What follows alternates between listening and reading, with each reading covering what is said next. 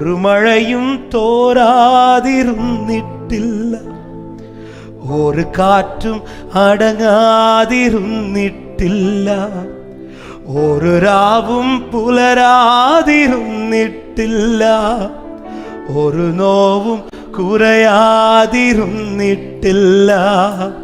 തിരമാലയിൽ ഈ ചെറുതോണിയിൽ, തിരമാലയിൽ ഈ ചെറുതോണിയിൽ അമരത്തൻ അരുകെ അവനുള്ളതാ. ഒരു മഴയും തോരാതിരുന്നിട്ടില്ല, ഒരു കാറ്റും അടങ്ങാതിരുന്നിട്ടില്ല, ഒരു രാവും പുലരാതിരുന്നിട്ടില്ല, ഒരു നോവും കുറയാ. വിശ്വാസത്തോടെ തിരമാലയിൽ, തിരമാലയിൽ ഈ ചെറുതോണിയിൽ, തിരമാലയിൽ ഈ ചെറുതോണിയിൽ അമരത്തൻ അരുകെ അവനുള്ളതാ. ഒരു മഴയും തോരാതിരുന്നിട്ടില്ല, ഒരു കാറ്റും ഒരു രാവും പുലരാതിരുന്നിട്ടില്ല, ഒരു നോവും. മഞ്ഞും മഴയും കൊള്ളുന്ന വെയിലും എല്ലാം നാഥന്റെ സമ്മാനമാ. മഞ്ഞും മഴയും കൊള്ളുന്ന വെയിലും എല്ലാം നാഥന്റെ. എൻ ജീവിതത്തിന് നന്നായി വരാനാ എൻ പേർക്ക് താതൻ ഒരുക്കുന്നതാ. എൻ ജീവിതത്തിന് നന്നായി വരാനാ എൻ പേർക്ക് താതൻ ഒരുക്കും. ഒരു മഴയും തോരാതിരുന്നിട്ടില്ല, ഒരു മഴയും തോരാതിരുന്നിട്ടില്ല, ഒരു കാറ്റും ആമേൻ, ഒരു രാവും പുലരാതിരുന്നിട്ടില്ല, ഒരു നോവും. சொல்லும கல்லும் முள்ளும் கொள்ளுന്ന വഴിയിൽ എന്നോട് കൂടെ നടക്കുന്നവൻ. நான் நடக்கிற பாதையில் என்னோடு கூட நடக்கிறவன், എന്നോട് കൂടെ നടക്കുന്നവൻ. എൻ പാദമിടറി ഞാൻ വീണു പോയാൽ എന്നെ തോളിൽ വഹിക്കുന്നവൻ. എൻ പാദമിടറി ഞാൻ വീണു പോയാൽ എന്നെ തോളിൽ. ആമേൻ, ഒരു മഴയും തോരാ. ആമേൻ, ഒരു കാറ്റും അടങ്ങാ. ഹല്ലേലൂയ. ആമേൻ. വിശ്വാസത്തോടെ തിരമാലയിൽ, തിരമാലയിൽ ഈ ചെറുതോണിയിൽ, തിരമാലയിൽ ഈ ചെറുതോണിയിൽ അമരത്തൻ അരുകെ അവനുള്ളതാ. ഒരു മലയും തോരാതിരുന്നി യേശുവേ. ആമേൻ, ഒരു രാവും പുലരാതിരുന്നിട്ടില്ല. அப்படியே ரெண்டு கரங்களை உயர்த்தி விசுவாசத்தோடு உங்க கைகள் குறுகல. உங்க கைகள் குறுகவில்லை, உம்மால் கூடாதது எதுவும் இல்லை. உங்க கைகள் குறுகவில்லை, உம்மால் கூடாதது எதுவும் இல்லை. உம்மால் கூடாதது இயேசுவால் கூடாதது. சொல்லுங்க, இயேசுவால் கூடாதது, இயேசுவால் கூடாதது. ஹல்லேலூயா. ஆமென். தாழ்த்துகிறோம் ஆண்டவரே. கர்த்தர் இந்த நேரத்தில் எங்களோடு கூட பேசுங்க. அடியானை மறைத்து கர்த்தர் வெளிப்படும். என்னென்ன வார்த்தை கர்த்தர் பேச சித்த வைத்திருக்கிறீரோ நீர் எங்களோடு இருந்து பேசும்படி ஜெபிக்கிறோம் ஆண்டவரே. பேசப்படுகிற வார்த்தைகளை மனுஷ சத்தமா இல்லை, பேசப்படுகிற வார்த்தை ஓடு தேவ வசனம் தான் என்று சொல்லி ஏற்றுக்கொள்ள, அதனால் வரக்கூடிய பலனை பெற்றுக்கொள்ள கர்த்தர் கிருபை செய்யும். ஒவ்வொருவரையும் பலப்படுத்தும் இயேசுவின் நாமத்தில் பிதாவே, ஆமென். ஹல்லேலூயா. விசுவாசத்தோடு கரங்களை உயர்த்தி ஹல்லேலூயா. கர்த்தர் நல்லவர். இந்த நாளிலும் நேற்று ராத்திரி ஆண்டவர் ஒரு வார்த்தையை இருதயத்தில் எழும்ப பண்ணி கொண்டே இருந்தார். இந்த நாளில் பேசும்படியாக கடந்த நாட்களில் ஜெபித்து கொண்டிருந்த போது நேற்றுக்கு வர எந்த வார்த்தை பேச வேண்டும் என்று எனக்கு கிடைக்கவில்லை. ஆனால் நேற்று இரவு ஆண்டவர் ஒரு வார்த்தையை என் இருதயத்தில் எழும்ப பண்ணி கொண்டே இருந்தார். அந்த வார்த்தை என்னவென்றால், உன் பாதையின் பாதியிலே நீ நின்று விடாதே, முடிவு வரும் வரை நீ காத்திரு. ஆமென். ஆமென். உன் பாதையின் பாதியிலே நீ நின்று விடாதே, இந்த பாதையின் முடிவு வரும் வரை நீ காத்திரு அல்லது தொடர்ந்து கொண்டேரு. இந்த நாள் இதுதான் செய்தி. ஆமென். அதற்கு ஆதாரமாக எடுத்து வாசிக்கலாம். நீதிமொழிகள் 23வது அதிகாரம் அதனுடைய 18வது வசனம் எல்லாருக்குமே தெரிந்த வார்த்தை. எடுத்து வாசியுங்கள். நீதிமொழிகள் 23:18. நிச்சயமாகவே முடிவு உண்டு, உன் நம்பிக்கை வீண் போகாது. விசுவாசிக்கிறவங்க கரத்தை உயர்த்தி ஆமென் என்று சொல்லுங்க பார்க்கலாம். நிச்சயமாகவே முடிவு உண்டு. உன் பாதைக்கு நிச்சயமாகவே முடிவு உண்டு. நீ நடக்கிற சூழ்நிலைக்கு நிச்சயமாகவே முடிவு உண்டு. நீ சந்திக்கிற ஒவ்வொன்றுக்கும் நிச்சயமாகவே முடிவுண்டு. உன் நம்பிக்கை வீண் போகாது. கடந்த ராத்திரி நேரத்திலிருந்து ஆண்டவர் இந்த வார்த்தையை அதிகமாக எழும்பி பண்ணிக்கொண்டே இருந்தார். வேறொரு வார்த்தையை வைத்துதான் கடந்த நாட்களிலே தியானித்து கொண்டிருந்தேன். ஆனால் நேற்று இரவில் தான் ஆண்டவர் வார்த்தையை கன்ஃபார்ம் பண்ணி இந்த அதிகாலையில் ஆண்டவர் எழுப்பி விட்டு ஆண்டவர் இந்த வார்த்தைகளை தியானிக்க பண்ணி கொண்டிருந்தார். மீண்டும் மீண்டும் சொல்லப்பட்ட வார்த்தை இதுதான், பாதியிலே நீ நின்று விடாதே. ஹல்லேலூயா. இன்னைக்கு இருக்கிற சூழ்நிலையை கண்டு, இன்னைக்கு இருக்கிற பிரதிகூலங்களை கண்டு, இன்னைக்கு உன்னை சுற்றி இருக்கிற காரியங்களை கண்டு, ஆமென், நீ உன் பாதியிலே நின்று விடாதே. இதற்கு ஒரு முடிவை கர்த்தர் வைத்திருக்கிறார். அந்த முடிவை காணும் மட்டும் தொடர்ந்து கொண்டிரு. அந்த முடிவுக்காய் நீ தைரியத்தோடு காத்துக்கொண்டு. ஹல்லேலூயா. எல்லாவற்றிற்கும் ஒரு முடிவு உண்டு. அதுதான் நம்ம பாடின பாடலே அதுதான் சொல்லப்பட்டு. ஒரு புயல் அடிக்கிறது என்றால் அந்த புயல் என்றைக்குமே அடித்து கொண்டிருக்காது. அந்த புயலுக்கு ஒரு முடிவு உண்டு இல்லை? ஆமாம். ஒரு காற்று வீசுதுன்னா, ஒரு காரியம் ஆமாம் எனக்கு எதிராக எழும்பிட்டு இருக்குதுன்னா, இந்த உலகத்தில் எல்லாமே அப்படித்தானே. எந்த ஒரு காரியம் துவங்கினாலும் அந்த துவக்கத்திற்கு ஒரு முடிவை எல்லாவற்றிலும் நம்மளால பார்க்க முடியும். ஒரு பஸ்ஸில் ஏறி புறப்பட்டு போகிறான்னா அந்த பஸ்ஸிலேயே ஃபுல்லாக ட்ராவல் பண்ணிகிட்டு இருக்க மாட்டோம். அந்த பஸ்ஸு போய் நிற்கிறதுக்கு ஒரு முடிவு உண்டு. இந்த உலகத்திலே எல்லா காரியத்திற்கும் ஒரு முடிவு உண்டு.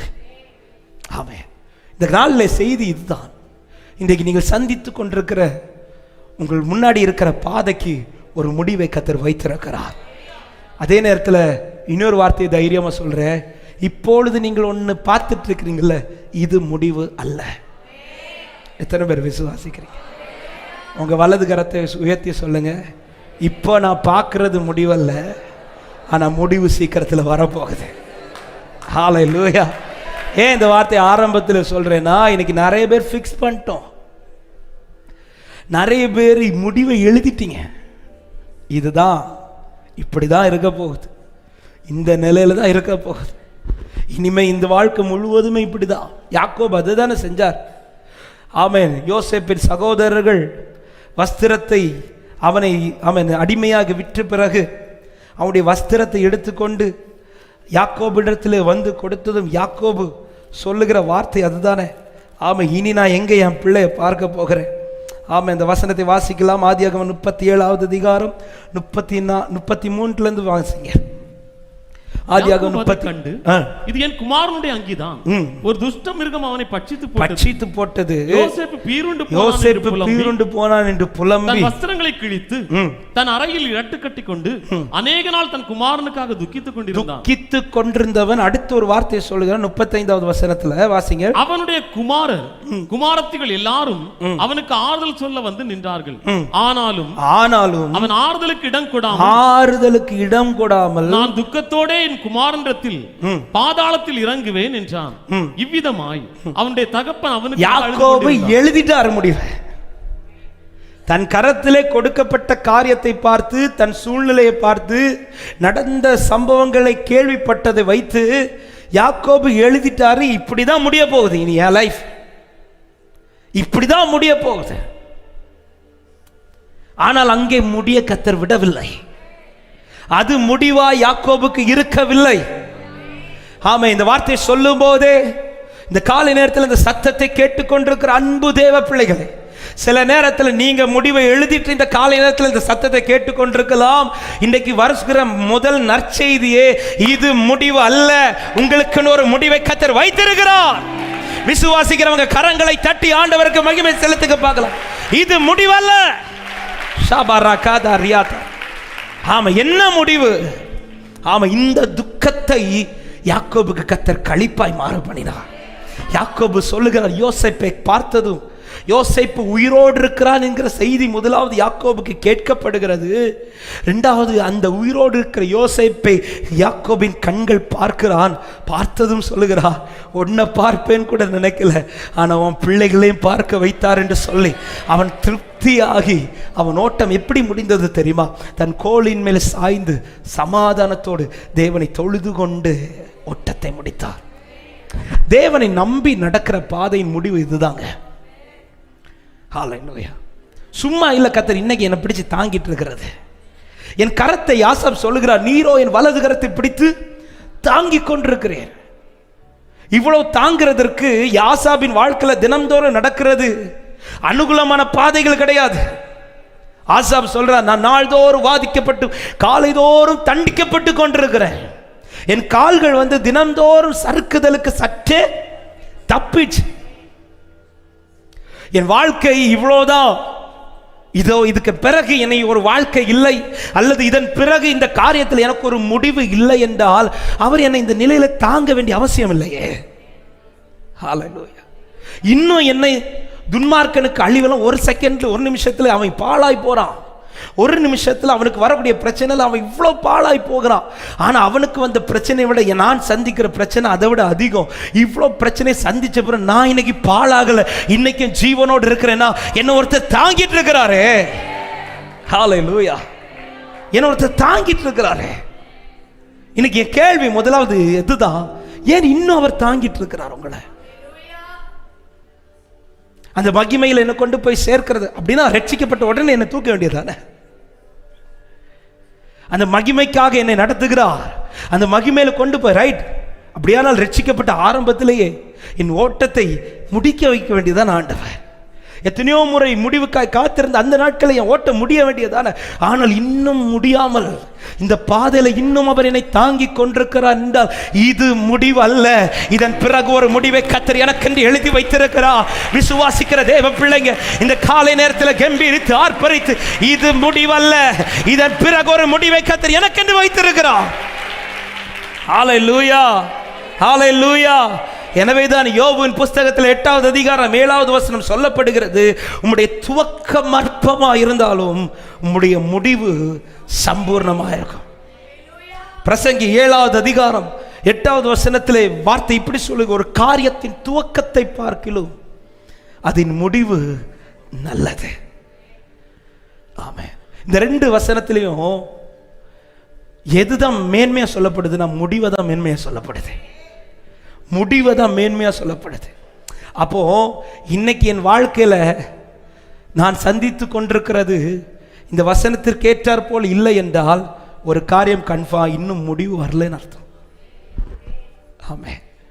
இந்த பாதையில் என்ன நடக்க பண்ணி கொண்டு தான் இருக்கிறார், முடிவு வரல, ஆனால் ஒரு நாள் முடிவு வரும். எத்தனை பேர் விசுவாசிக்கிறீங்க?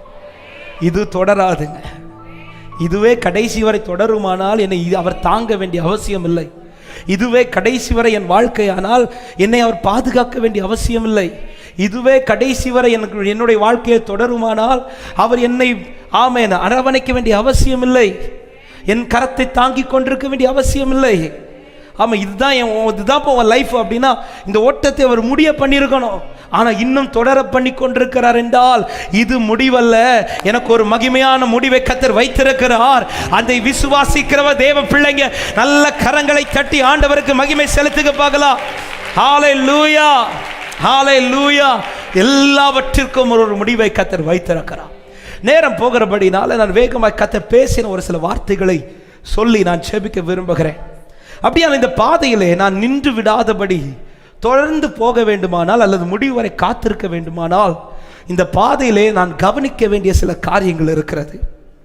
4 காரியங்களை நான் நம்ம நேரத்திற்கு ஏற்றார் போல் சொல்லி கர்த்தர் உணர்த்தினவைகளை சொல்லி நான் ஜெபிக்க விரும்புகிறேன். முதலாவது நான் என்ன கவனிக்க வேண்டும், இந்த பாதையின் முடிவு வரையிலும் அவர் மேல் வைக்கிற நம்பிக்கையில நான் சந்தோஷமா இருக்கணும். அதான் ரோமருக்கு எழுதின நிருபம் 12வது அதிகாரம் அதனுடைய 12வது வசனத்தை வாசியுங்கள். ரோமர் நம்பிக்கையிலே சந்தோஷமாயிருங்கள், நம்பிக்கையிலே சந்தோஷமாயிருங்கள், உபத்திரவத்திலே பொறுமையாயிருங்கள், உபத்திரவத்திலே பொறுமையாயிருங்கள், ஜெபத்திலே உறுதியாய் ஜெபத்திலே உறுதியாயிருங்கள். நல்லா கவனிங்க. இந்த பாதையின் முடிவு வரை அல்லது இந்த பாதையின் முடிவு எனக்கு மகிமையாய் மாறுகிறதை நான் பார்க்க வேண்டுமானால் இந்த பாதையிலே நான் கவனிக்க வேண்டிய முதல் பிரதானமான காரியம், என் வாழ்க்கையிலே இந்த பாதையிலே நான் அதிகமாய் கர்த்தரை நம்புகிறதுல இன்னும் வளர்ந்து கொண்டே இருக்கணும். இன்னும் சொல்ல போனா அந்த நம்பிக்கையில நான் எப்படி இருக்கணுமா, சந்தோஷமா இருக்கணும், சந்தோஷமா இருக்கணும். சில பாதையிலே கர்த்தர் நம்மை நடத்தி கொண்டிருக்கிறார். நான் அடிக்கடி சொல்லுகிற வார்த்தை, எல்லாருக்கும் ஒரு பாதை அல்ல, எல்லாரையும் ஒரே போல அல்ல கர்த்தர் நடத்துவது. நான் நடக்கிற பாதையில் அல்ல நீங்கள் நடப்பது, நீங்கள் நடக்கிற பாதையில் அல்ல நான் நடப்பது. இன்னும் சொல்ல போனால் நான் சந்திக்கிற பிரச்சனை எனக்கு பெருசு, நீங்கள் சந்திக்கிற பிரச்சனை உங்களுக்கு பெருசு. சில நேரத்தில் நம்ம பிரச்சனையை பக்கத்தில் இருக்கிறவங்களுக்கு சொல்லும்போது அவங்களுக்கு அது பெருசாகவே தெரியாது, ஏன்னா அவங்க அதோட பெரிய பிரச்சனையை அவன். ஆனால் ஒவ்வொருத்தருக்கும் ஒவ்வொரு பாதை இருக்குது, எல்லாருக்கும் பிரச்சனைகள் இருக்கிறது. நாம் சந்திக்கிற பிரச்சனை நமக்கு பெருசு. இந்த பாதை எப்படிப்பட்ட பாதை என்பது அடுத்த காரியம்.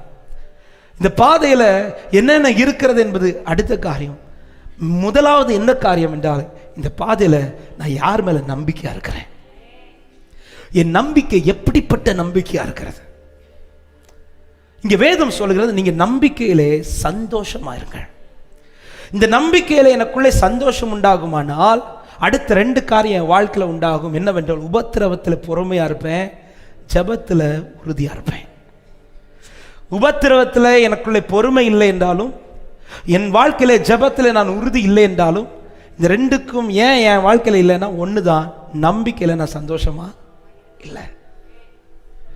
யாருக்குள் நம்பிக்கை சந்தோஷமா இருக்கிறதோ, தேவன் பேரில் இருக்கிற நம்பிக்கை, தேவன் மேல் உள்ள நம்பிக்கை அதிகரித்து கொண்டிருக்கிறதோ, அவர்கள் வாழ்க்கையில் 2 காரியங்கள் வெளிப்பட்டு கொண்டே இருக்கும். ஒன்று, உபத்திரவத்தில் பொறுமையா இருப்பார்கள், ஜெபத்தில் உறுதியா இருப்பார்கள். எந்த சூழ்நிலையானாலும் தைரியமா ஃபேஸ் பண்ணுவாங்க, எந்த சூழ்நிலையானாலும் தேவனை முறுமுறுக்க மாட்டார்கள், எந்த சூழ்நிலையாலும் கர்த்தர் சமூகத்தின் கர்த்தருடைய பாதத்தில் அமர்வதை அவர் ஒரு நாள் விட்டு விடவே மாட்டார்கள். இன்னைக்கு எனக்கு பொறுமையும் இல்லை, தேவ சமூகத்தில் என்னால் உட்காரவும் முடியலைன்னா இதுக்கு மெயின் காரணம் அவர் மேல உள்ள நம்பிக்கையில் எனக்குள்ள அசைவு வந்துட்டுன்னு அர்த்தம். ஹல்லேலூயா. ஏன் இன்னைக்கு பாதையில் ஜெபிக்க முடியல, ஏன் இன்னைக்கு கொஞ்சம் பொறுமையாக உட்கார முடியலன்னா நம்பிக்கை கொஞ்சம் அசைவு உண்டாயிடுச்சு. எங்கே நம்பிக்கையில் அசைவு உண்டாகுதோ அங்கே ஒரு தேவ பிள்ளை தளர்ந்து விடுவார்கள். எங்கே நம்பிக்கையில் அசைவு உண்டாகுதோ அங்கே தான் ஒரு தேவ பிள்ளை முறுமுறுக்க துவங்குவார்கள். எங்கே நம்பிக்கையில் அசைவு உண்டாகுதோ அங்கே தான் தேவனுக்கு முன்பாக சில கேள்விகளை நமக்கு எழும்பிட்டே இருக்கும். ஹல்லேலூயா. ஆமென். இந்த காலை நேரத்தில் சத்தத்தை கேட்கிற தேவ பிள்ளை, பாதையில் நம்பிக்கையில் சந்தோஷமா இருங்க. எப்படி சந்தோஷமா இருக்கிறது? நம்பிக்கையில் எப்படி? இந்த பாதை எனக்கு முன்னாடி இருக்கிற பாதை அது கொஞ்சம் அனுகூலமாக இருந்தாலாவது சரி நம்பிக்கையாக ஓடலாம். ஆனால் எனக்கு முன்னாடி இருக்கிற பாதை கடினமான பாதையாக இருக்குது, பிரதிகூலமான பாதையாக இருக்குது. எப்பக்கத்தில் நெருக்கப்பட்டு தான் இருக்கிறேன்.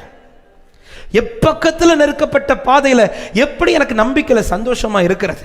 எபிரேயர் 10வது அதிகாரம் 23வது வசனத்தில் அழகான ஒரு வார்த்தை சொல்லப்பட்டிருக்கிறது. எல்லாருக்குமே தெரிந்த வார்த்தை தான். அல்லாமலும் நம்முடைய நம்பிக்கையை அறிக்கையிடுகிறதில் அசைவில்லாமல் உறுதியா இருக்க கடவோ.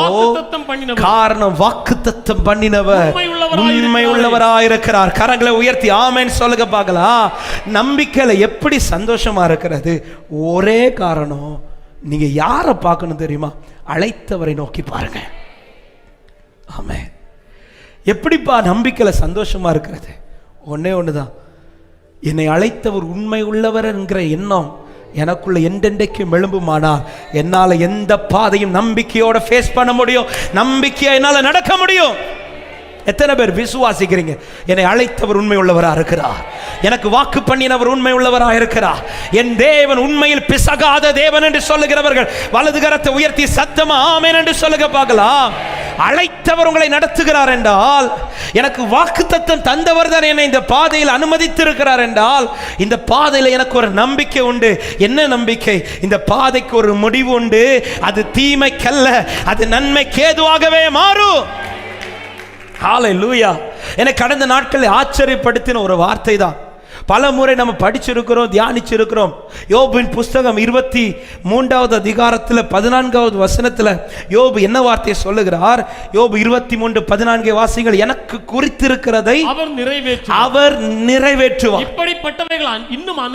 இப்படிப்பட்டவைகள் இன்னும் அநேகம் அவரிடத்தில் இருக்கிறது. அடுத்து 42வது அதிகாரத்தில் 2வது வசனத்தில் இப்படி சொல்லுகிறார், தேவரீர் சகலத்தையும் செய்ய வல்லவர், நீர் செய்ய நினைத்தது தடைபடாது என்பதை அறிந்திருக்கிறேன். இப்ப என்னுடைய கேள்வி இதுதான், யோபுக்கு இந்த சோதனை அனுமதிக்கும் போது யோபுக்கு கர்த்தர் அதை வெளிப்படுத்தினாரா? இல்ல, வெளிப்படுத்தாமலே காரியங்களை அனுமதிக்கிறார். இப்பொழுது எல்லாவற்றையும் இழந்த நிலையில் நின்றுதான் யோபு 23வது அதிகாரத்தில் ஒரு வார்த்தையை சொல்லுகிறார், எனக்கு குறித்திருக்கிறதை என் ஆண்டவர் நிறைவேற்றுவார். இப்ப என் கேள்வி, அவர் என்ன குறிச்சிருந்தார்? ஒரு நாள் சொல்றோமே, சரி யோபு இந்த வார்த்தையை சொல்றாரு, எங்கேயாவது யோபுவே 42வது அதிகாரத்தில் உனக்கு எல்லாம் ரெண்டா தருவேன்னு சொன்னாரா? இல்ல அவனுக்குன்னு வாக்குத்தத்த அட்டை ஏதாவது கொடுத்தாரா? ஒண்ணுமே சொல்லல. ஆனா யோபு சொல்றார், எனக்கு குறித்திருக்கிறதை ஆண்டவர். எப்படி யோபுக்கு சொல்ல முடிஞ்சது? ஒண்ணுமே இல்லைங்க. முன்னாடி அதுக்கு கொஞ்சம் 2-3 வருஷங்களுக்கு முன்னாடி தான் சொல்றாரு, அவர் தேடி பார்க்கிறார், முன்னாடி பார்க்கிறார், பின்னாடி பார்க்கிறார், ரைட்ல பார்க்கல, லெஃப்ட்ல பார்க்கிறார். அவரே சொல்றார், அவர் எனக்கு ஒளித்திருக்கிறார். ஒளித்திருக்கிறார் என் ஆண்டவர். எந்த வார்த்தையை சொல்லல, யோபுக்கு இப்படி மாறும்னு சொல்லல, யோபுக்கு இந்த நிலைப்பா ஒரு நாள் எல்லாமே மாறிடும்ப்பா, எந்த வாக்குத்தத்தமும் கொடுக்கல, எதுவுமே வெளிப்படுத்தல. ஆனாலும் யோபு சொல்லுகிறார், எனக்கு குறித்திருக்கிறதை ஆண்டவர் நிறைவேற்றுவார். எப்படி யோபு சொல்ல முடிஞ்சிச்சு? எப்படி யோபு முன்னால சொல்ல முடியுதுன்னா, யோபு உடனே தான் சொல்லுவான், என்னை அழைத்தவர் உண்மை உள்ளவராக இருக்கிறார். ஹல்லேலூயா. என்னை அழைத்தவர் உண்மை உள்ளவராக இருக்கிறார். இந்த பாதை என்னை அழைத்தவரால் அனுமதிக்கப்பட்ட பாதையானால் எனக்கு ஒரு நிச்சயம் உண்டு, நான் என் ஓட்டத்தை துக்கத்தோட ஓடி முடிக்க விட மாட்டார். மாறா எனக்கு குறிக்கப்பட்டது என் கண்களிலே காண பண்ணி என் ஆண்டவர் என்னை மகிழ பண்ணுவார். ஹல்லேலூயா. இதுதாங்க ஒரு தேவ பிள்ளைக்கு நம்பிக்கை. ஆமா, சில நேரத்தில் நீங்கள் நடக்கிற பாதையில சில நேரத்தில் வார்த்தையே கிடைக்காம இருக்கும், சில நேரத்தில் எந்த ஒரு வார்த்தையுமே இல்லாம தான் நடக்கிறது போல இருக்கும், எந்த ஒரு அனுகூலமும் இல்லாமல் தான் நடக்கிறது போல இருக்கிறோம். ஆனால் தேவன் அனுமதித்த பாதையானால், தேவன் தான் உங்களை நடத்துகிறார் என்றால் தைரியத்தோட காலடி எடுத்து வையுங்கள். இந்த பாதைக்கு ஒரு முடிவு உண்டு. அன்று தேவன் குறித்திருக்கிறது உங்கள் வாழ்க்கையில கர்த்தர் காண பண்ணுவார். ஹல்லேலூயா, ஹல்லேலூயா. ஆமென். 42வது அதிகாரத்தில் யோபுக்கு இப்படி எல்லாம் மாறும் என்று யோபுக்கு ஒரு நாள் கூட நினைச்சு பார்த்தது கிடையாது. யோபுடைய ஜபமே என்ன ஜபனா, எனக்கு முந்தி இருந்த சீர் இப்பொழுது இருந்திருந்தால். அப்படிதான் கேட்கிறார். ஆரம்பத்திலே யோபுவே இது இல்லப்பா, உனக்கு எல்லாம் ரெட்டிப்பா கொடுக்க போறேன் யோபுட்ட சொல்லியிருந்தா யோபு இந்த ஜபத்தை ஏறெடுத்திருந்திருக்கவே மாட்டார். யோபு கேட்கிறேன், எனக்கு முந்தி இருந்த சீர் இப்பொழுது. இந்த நிலை வர காரணம் யோபுக்கு எதுவுமே வெளிப்படுத்தவில்லை, யோபுக்கு எதுவுமே காண்பிக்கவில்லை. ஆனாலும் தைரியத்தோடு சொல்லுங்க, எனக்கு குறித்திருக்கிறது இவர் நிறைவேற்றுவார். தேவர் நீ சகலத்தையும் செய்ய வல்லவர், நீ செய்ய நினைத்தது தடைபடாது. இதை சொல்ல காரணம் வேற ஒன்றுமல்ல, அவனை அழைத்தவர் உண்மை உள்ளவர் என்பதை அவன் அறிந்திருந்தான். ஹல்லேலூயா. எனவேதான் 1 கொரிந்தியர் 10வது அதிகாரம் 13வது வசனத்தில் இப்படி சொல்லப்படுகிறது. வாசிகள் 1 கொரிந்தியர் 10வது அதிகாரம் 13வது வசனம். மனுஷனுக்கு நேரிடுகிற சோதனை அல்லாமல் வேறே சோதனை உங்களுக்கு நேரிடவில்லை. உள்ளவராய் இருக்கிறார். சொல்லிட்டு அடுத்த வார்த்தை தேவன் உண்மை உள்ளவராய் இருக்கிறார். கரங்களை உயர்த்தி ஆமென் சொல்லுங்க பார்க்கலாம். அந்த வார்த்தையை சொல்லிட்டு அடுத்த வார்த்தை சொல்லப்படுகிறது, உங்கள் திராணிக்கு மேலாக நீங்கள் சோதிக்கப்படுகிறது. அவர் இடம் கொடாமல் சோதனை தாங்கத்தக்கதாக சோதனையோடு கூட அதற்கு தப்பிக்கொள்ளும்படியான போக்கையும் உண்டாக்குவார். விசுவாசிக்கிறவங்க வலது கரத்தை உயர்த்தி ஆமென் சொல்லுங்க பார்க்கலாம். யாராவது கேட்பாங்க, இனி இந்த பாதைக்கு ஒரு முடிவு உண்டா? நீ உனக்கு ஒரு விடியல் உண்டா? உனக்கு ஒரு மாற்றம் உண்டாகுமா? எதை வச்சு சொல்றேன்னு கேட்டா ஒன்னே ஒன்று சொல்லுங்க, என்னை அழைத்தவரே என்றும் நடத்துவீரே, உங்க கரம் இருக்க பயமில்லையே. என்னை அழைத்தவரே என்றும் நடத்துவீரே, உங்க கரம் இருக்க பயம் இல்லை.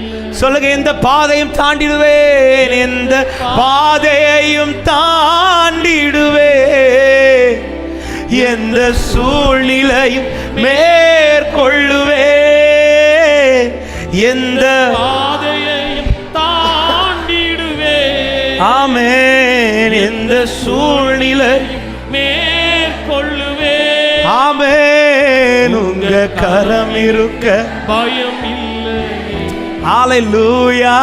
உங்க கரம் இருக்க பயம் இல்லை. ஆமென். என்னை அனுப்பினது அவரானார், இந்த பாதை அனுமதித்தது அவரானார், இந்த பாதையில் என்னை நடத்துறது அவரானார். எனக்கு ஒன்று தெரியும், பாதை எப்படி இருக்கோ அது விஷயம் கிடையாது, ஆனால் நடத்துகிறவர் உண்மை உள்ளவராக இருக்கிறார். இதை விசுவாசிக்கிறவங்க வலது கரத்தை உயர்த்தி ஆமென் என்று சொல்லுங்க பார்க்கலாம். எனவே தான் கிதியோனை அனுப்பும் போது ஆண்டவர் ஒரு வார்த்தையை அழகா சொல்லுவார் பாருங்க. நியாயாதிபதிகள் 6வது அதிகாரம் அதனுடைய 14வது வசனத்தை வாசியுங்கள். நியாயாதிபதிகள் 6வது அதிகாரம். கர்த்தர் அவனை நோக்கி பார்த்து, உனக்கு இருக்கிற இந்த பலத்தோட போ, நீ இஸ்ரவேலை மீதியானியரின் கைக்கு நீங்களாக்கி ரட்சிப்பார். அடுத்த வார்த்தை நல்ல, உன்னை அனுப்புகிறவர் நான் அல்லவா. என்னை காலையில் இந்த வசனம் என்னை ரொம்ப பலப்படுத்திச்சு. ஆண்டவர், இந்த பாதையில் என்ன தைரியத்தில் ஆண்டவரை என்னை நடத்திட்டு இருக்கிறீங்கன்னா, ஆண்டவர் என்கிட்ட பேசின வார்த்தை, உன்னை அனுப்புறது நாளில் உன்னை நடத்திட்டு இருக்கிறேன். நீ கேட்டால் இந்த பாதையை உனக்கு நான் அனுமதிச்சேன் இல்லை, நான் அனுமதிச்சு நான் உன்னை அனுப்பும்போது உனக்கு தீங்கு வர நான் விட்டுருவேனாப்பா. ஆமாம், நீ தைரியமா போ. கிதியோன்ட்ட சொல்கிறேன், உனக்கு இருக்கிற பலத்தோடு நீ போ. இதில் நீ எக்ஸ்ட்ரா பலன் உனக்கு தேவை கிடையாது. இதில் உனக்கு இனி ஒரு புது பலன் உண்டாக கூட தேவை கிடையாது. இருக்கிற பலத்தோட போ. நீ சகலவற்றையும் நீங்களாக்கி இந்த காரியத்துக்கு ஒரு முற்றுப்புள்ளி உண்டாகி உன் நிமித்தம் தேசத்திலே மகிமை உண்டாகும். ஹல்லேலூயா. ஆமென். இதுவரை கிதியோன் பயந்து தனிமையில் நின்று போரடித்து கொண்டிருக்கிறவனுக்கு, ஆமன், மேலோட்டமா பிரச்சனையை சந்திச்சுட்டு இருந்த கிதியோனை இப்ப ஆண்டவர் என்ன சொல்றாருன்னா, நேருக்கு நேர் பிரச்சனையை சந்தின்றார்.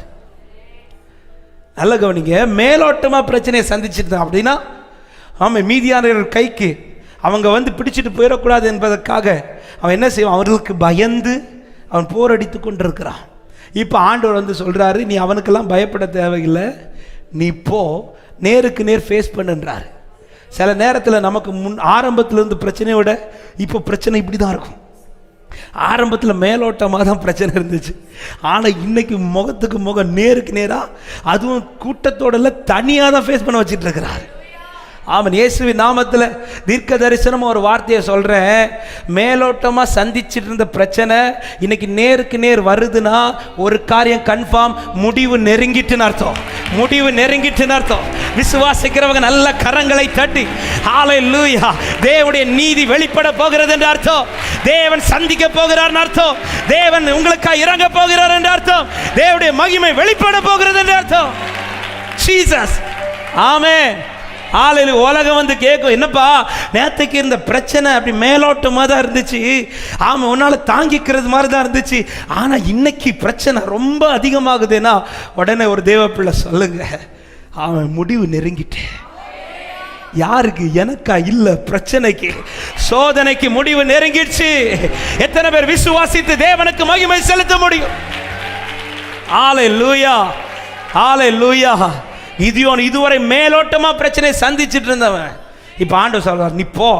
என்ன ஆண்டவரே, இதுக்கே நான் பயந்து பயந்து தான் காரியத்தை செஞ்சிட்டு இருக்கிறேன், இப்ப நேருக்கு நேர் மோத விடுறீங்களே ஆண்டவரே, அது தனியா என்ன அனுப்புறீங்களே ஆண்டவரே, நீ நின்னாதான் இதுக்கு ஒரு முடிவு உண்டாகும். இதுல நீ ஒதுக்கிட்டேனா, இந்த வார்த்தையை சொல்லும் போதே அன்பா சொல்றேன், இதுவரை நின்னுட்டீங்க, இனியும் நின்றுங்க, முடிவு வரப்போகிறது இயேசுவின் நாமத்தில். இதுவரை நிற்க பலன் தந்தவர் இனியும் நிற்க பலன் தருவாராக. ஒருவேளை கேட்கலாம், இதுவரை கொஞ்சம் பலன் இருந்துச்சு ஆண்டவரே, ஆனா இனி நிக்கிறதற்கு எனக்கு பலன் உண்டார் தெரியல. ஆரம்பத்தில் இருந்த பலன் கூட இன்னைக்கு இல்ல ஆண்டவரே, ஆரம்பத்தில் இருந்த ஒரு தைரியம் இன்னைக்கு இல்லப்பா, ஆரம்பத்தில் இருந்த ஒரு எனக்கு இருந்த அந்த பலன், அந்த கொஞ்ச பலன் கூட இன்னைக்கு என்னை விட்டு போய்விட்டதோ என்ற ஒரு கேள்வி எனக்குள்ள உண்டாகு. அப்படி இருக்கிறவங்களுக்கு இன்னைக்கு கர்த்தர் சொல்லுகிற வார்த்தை, நீ இருக்கிற பலத்தோட போ. உனக்கு என்ன பலன் இருக்கோ, உனக்கு எப்படிப்பட்ட பலன் இருக்கோ, நீ போ.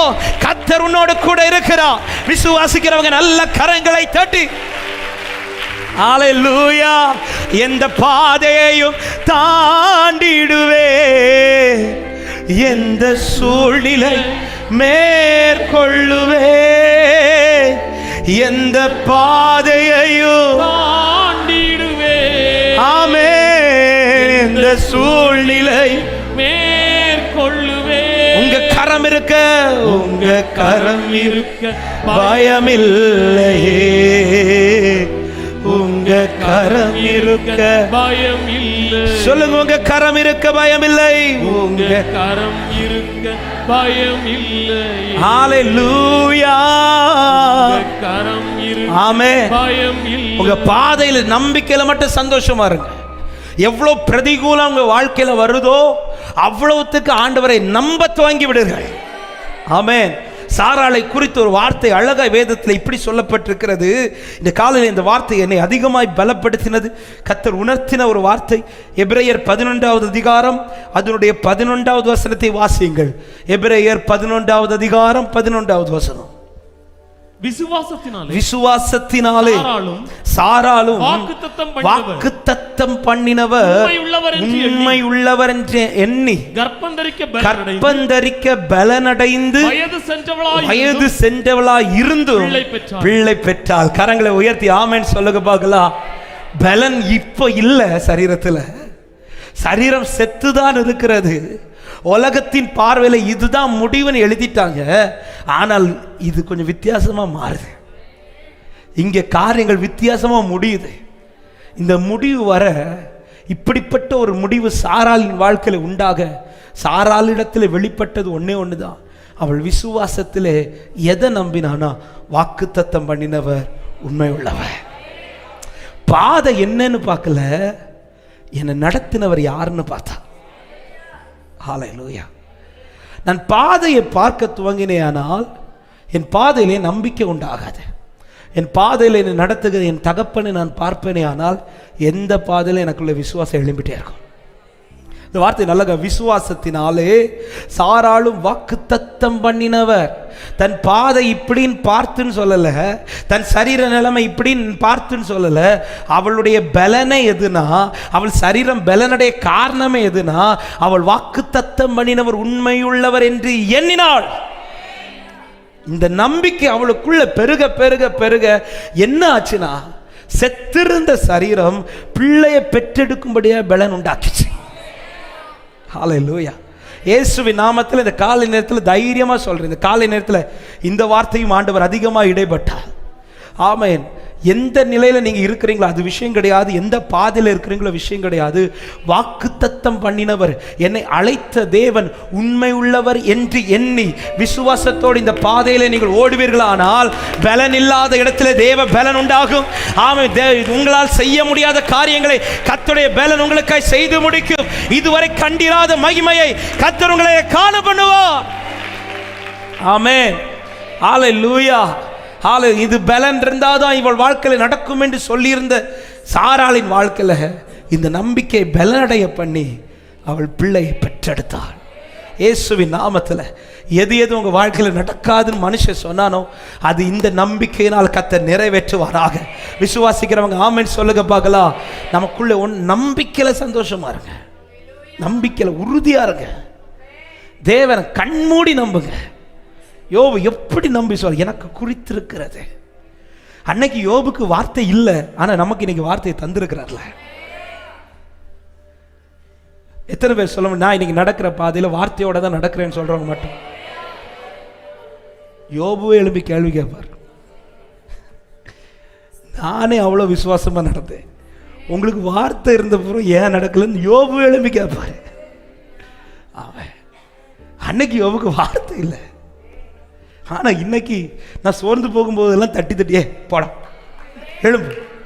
அவன் எலியாவை தட்டி எழுப்புனது போல என்ன தட்டி எழுப்பி ஓட பண்ணிட்டு இருக்கிறான்னு சொல்றவங்க நல்ல கைகளை தட்டி, உங்க கைகள் கூறுகவில்லை, உம்மால் கூடாதது எதுவும் இல்லை. ஆமென். உங்க கைகள் கூறுகவில்லை, ஜீசஸ் உம்மால் இல்லை. ஆமென். உம்மால் கூடாதது எதுவும் இல்லை. ஓ இயேசுவால் நம்பிக்கையில சந்தோஷமா இருக்கு. யார் கேட்டாலும் தைரியமா இருக்க பண்ணுங்க. ஆமென். இதுவரை சொல்லியிருப்பீங்க, இனியும் சொல்லுங்க. பிரச்சனை நீங்க சொல்ல சொல்ல பிரச்சனை குறையும் நான் சொல்ல மாட்டேன், உடனே நாளைக்கே மாறுன்னு சொல்ல மாட்டேன், இன்னும் சொல்றேன். நேற்றுக்கு இருந்த விட நாளைக்கு நல்லாவே பிரச்சனை வரும். ஏன்னா ஆண்டவர் நடத்துகிற பாதையெல்லாம் அப்படிதான் இருக்கும். நம்ம ரொம்ப ஸ்ட்ராங்காக சொல்லும்போது கொஞ்சம் கூட அடைப்பார். அதுலேயே நீங்கள் சொல்லிட்டீங்கன்னா திறக்கிற வாசலை யாருக்கும் அடைக்க முடியாது. ஹல்லேலூயா, ஹல்லேலூயா. ஆமே. கர்த்தர் செய்ய நினைச்சது அவர் கட்டளை இட்டுட்டார்னா அது யாருக்கும் மாற்ற முடியாது. ஆரம்பத்தில் சொன்ன வார்த்தை திரும்ப சொல்றேன், இது முடிவு அல்ல. பக்கத்தில் பார்த்து சொல்லுங்க, இது முடிவு இல்லைன்னு சொல்லுங்க. தூங்கிட்டு இருக்கிறவங்களாம் எழுப்புங்க, இது முடிவு இல்லை, மீட்டிங் முடியலைன்னு சொல்லுங்க. இது முடிவு கிடையாது, முடிவு இனிதான் உங்களுக்கு இருக்குதுங்க. ஆமா, முடிவு இனிதான் இருக்குது. பார்க்கறதுக்கு முன்னாடி போதும் ஆண்டவரேன்னு சொன்னா எப்படி ஆண்டவர் விடுவார்? எலியாவே, ஆமா, இது முடிவு கிடையாது எலியாவே. ஆமே. அவ எவோ ஒருத்தி ஒன்று நாளைக்கு இந்த நேரத்தில் அப்படி அவ்வளோ தைரியசாலினா அவள் என்ன பண்ணியிருக்கணும்? உடனே வந்து கொண்டிருக்கணுமா இல்லையா? அவளே சொல்கிற நாளைக்கு தான் கொல்லுவேன். அப்போவே உனக்கு தெரியணும் அவளால் ஒன்றும் செய்ய முடியாது. அவள் பெரிய தைரியசாலினா அவளால் உன்னை கொல்ல முடியும்னா ஏன் நாளைக்கு வர டைம் கேட்கணுவா? ஏன் நாளைக்கு வர இந்த டைம் இழுக்கணும்? ஏன் இன்னைக்கே வந்து உன்னை கொல்ல முடியாது? அவளுக்கு இன்னைக்கு கொல்ல முடியாம அவன் நாளைக்கு வர டைம் கேட்கிறான்னு அதில் அவளே சொல்றா நம்மளால ஒன்று செய்ய. ஏன்னா அவர் சிலதை குறிச்சிட்டாரு, அவர் சிலதை எழுதிட்டாரு. அதுதான் இவன் வாழ்க்கை, அதுதான் இவங்க வாழ்க்கை. எத்தனை பேர் விசுவாசித்து தேவனுக்கு நன்றி செலுத்துறீங்க? முடிவு கர்த்தர் கரத்தில் இருக்கிறது. முடிவு என் கரத்திலும் அல்ல, சத்ருவின் கரத்திலும் அல்ல, முடிவு கர்த்தர் கரத்தில் இருக்கிறது. ஜீசஸ் லோராபா ஷகதரியாதரா. ஹல்லேலூயா. அதனால தான் சில நேரத்தில் நம்முடைய பாதையை நமக்கு அவர் மறைச்சி நடத்திட்டு இருக்கிறார். சில பாதையில் நம்மளை அவர் தெரியாமல் நடத்த காரணமே இதுதான். ஆமென். ஹல்லேலூயா. முடிவு நம்ம கையிலையும் கிடையாது, முடிவு சத்ரு கையிலையும் கிடையாது. என்னை அழைத்தவருடைய கரத்தில் தான் இருக்குதுன்னு விசுவாசிக்கிறவன் கரத்தை உயர்த்தி ஆமென் என்று சொல்லுங்க பார்க்கலாம். அவர் கரம் எனக்காய் செய்து முடிக்கும். ரெண்டாவது, என் பாதையில் நான் கவனிக்க வேண்டியது, என் பாதையில் கடைசி வரை, அதாவது முடிவு வரும் வரை அவரை கூப்பிடுவதிலும் அவரிடத்தில் மட்டும் எதிர்பார்ப்பதிலும் நான் ரொம்ப ஜாக்கிரதையாக இருக்கணும். ஹல்லேலூயா. என் பாதை, இந்த வார்த்தை திரும்ப சொல்றேன், என் பாதையின் கடைசி வரை அல்லது முடிவு வரை அல்லது இந்த சோதனையின் முடிவு வரையிலும் நான் அவரை மாத்திரம் கூப்பிடுவதிலும் அல்லது அவரிடத்தில் மாத்திரம் எதிர்பார்ப்பதிலும் ரொம்ப ஜாக்கிரதையாக இருக்கணும். மத்தேயு 15வது அதிகாரத்தில் ஒரு சம்பவம் கொடுக்கப்பட்டிருக்கிறது, எல்லாருக்குமே தெரிந்த சம்பவம். ஒரு கானானிய ஸ்திரீ தன் பிள்ளைக்காக, தன் பிள்ளையின் சுகத்திற்காக ஆண்டவரிடத்தில் வருகிறாள். நமக்கு தெரியும், அவள் ஆரம்பத்திலிருந்தே தேவனை பின்பற்றி, இயேசுவை பின்பற்றி. 21வது வசனத்தில் சொல்லப்படுகிறது, இயேசு அவ்விட விட்டு புறப்பட்டு தீரு சீதோன் பட்டணங்களின் திசைகளுக்கு போனார். 22வது வசனத்தை வாசியுங்கள். அப்பொழுது அந்த திசைகளில் குடியிருக்கிற கானானிய ஸ்திரீ ஒருத்தி அவரிடத்தில் வந்து, ஆண்டவரே, தாவீதின் குமாரனே, எனக்கு இரங்கும், என் மகள் பிசாசினால் கொடிய வேதனைப்படுகிறாள் என்று சொல்லி கூப்பிட்டாள். அவளுக்கு பிரதியுத்தரமாக அவர் ஒரு வார்த்தையும் சொல்லவில்லை. அப்பொழுது போதும், அவர் எந்த வார்த்தையும் பேசல. அவர் பாட்டுக்கு நடந்துட்டு இருக்கிறார். இப்பொழுது சீஷர்கள் வந்து ரெக்கமெண்ட் பண்றாங்க, ஆண்டவரே, அவள் நம்மை பின்பற்றி கொண்டிருக்கிறாள், ஏதாவது செய்யுங்கன்னு கேட்கும்போது ஆண்டவர் எதுவுமே பேசல. ஆண்டவர் ஒரு வார்த்தையை சொல்லிட்டார், காணாமற் போன ஆடுகளாக இஸ்ரவேல் வீட்டாரிடத்திற்கு அனுப்பப்பட்டேனே என்று மற்றபடி அல்லவென்றா. அவ்வளவுதான். இந்த வார்த்தையை சொல்லிட்டு அவர் நடந்துட்டு இருக்கிறார். இப்பொழுது வந்தவள் கூப்பிடுவதை நிறுத்தவில்லை அல்லது பின்பற்றுவதை நிறுத்தவில்லை. தன் பாதையிலே அந்த முடிவை காணும் வரையிலும் அவள் அவரை மட்டும்தான் கூப்பிட்டுட்டே இருக்கிறார். 25வது வசனத்திலே அவள் வந்து, ஆண்டவரே, எனக்கு உதவி செய்யும் என்று அவரை பணிந்து கொண்டாள். இங்க 2 காரியம். 1 கூப்பிடுகிறாள், 2 எதிர்பார்க்கிறாள். யாரை கூப்பிடுகிறாள்? இயேசுவோடு கூட இன்னும் சீஷர்கள் இருக்கிறார்கள், மனுஷர்கள் இருக்கிறார்கள். யாரையும் கூப்பிடல, அவள் ஒரே ஒருத்தர் தான் கூப்பிடுறா, இயேசுவை மட்டும்தான் கூப்பிடுறா. இயேசு மட்டும்தான் ஃபாலோ பண்ணிட்டு இருக்கிறார். இப்போ இயேசு பதில் கொடுக்கல, இயேசு நடந்து போயிட்டே இருக்கிறார். அவர் நடந்து போயிட்டு இருக்கிறார், பதில் கொடுக்கலன்னு சொல்லிட்டு அவள் எந்த மனுஷனிடத்திலும் தன் முகத்தை திருப்பவில்லை. அவள் எந்த சீஷனிடத்திலும் தன் முகத்தை திருப்பவில்லை. அவள் இன்னும் இயேசுவை தான் நோக்கி பார்த்து கொண்டிருக்கிறாள். அவள் கூப்பிட்டு கூப்பிட்டு கூப்பிட்டு கடைசியில் அவள் என்ன செய்கிறார் என்றால், அவருடைய பாதத்தில் வந்து பணிகிறாள். இது எதை காட்டுகிறது? எனக்கு உங்களை விட்டா வேற யாரும் கிடையாது ஆண்டவரே. இயேசுவின் நாமத்தில் தைரியமா சொல்றேன், எவன் தன் பாதையில் அவர் பாதத்தை சார்ந்து கொள்ளுகிறானோ அவனுடைய முடிவு மகிமையா இருக்கும். ஹல்லேலூயா. எவன் தன் பாதையில் அவர் பாதத்தை சார்ந்து கொள்ளுகிறானோ அந்த பாதையின் முடிவு மகிமையா இருக்கும். இவள் ஆரம்பத்தில் கூப்பிட்டவள் 2வது செய்த பிரதானமான காரியம் பாதத்தில் பிடிச்சிட்டாங்க.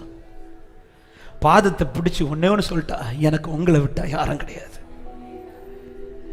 எனக்கு அவர் செய்யறது வரை நான் அவரை மட்டும்தான் கூப்பிடுவேன். எனக்கு அவர் செஞ்சு முடிக்கிறது வரை அவரிடத்துல மட்டும்தான் எதிர்பார்ப்பேன். இப்படி சொல்லுகிறவர்கள் 2 கரத்தை உயர்த்தி ஆமென் என்று சொல்லுங்க பார்க்கலாம். இப்படி அவர் பாதத்தில் அமர்ந்திருக்கிற தேவ பிள்ளையே, இயேசுவின் நாமத்தில் சொல்லுகிறேன், நீங்கள் அமர்ந்திருப்பது வீணல்ல.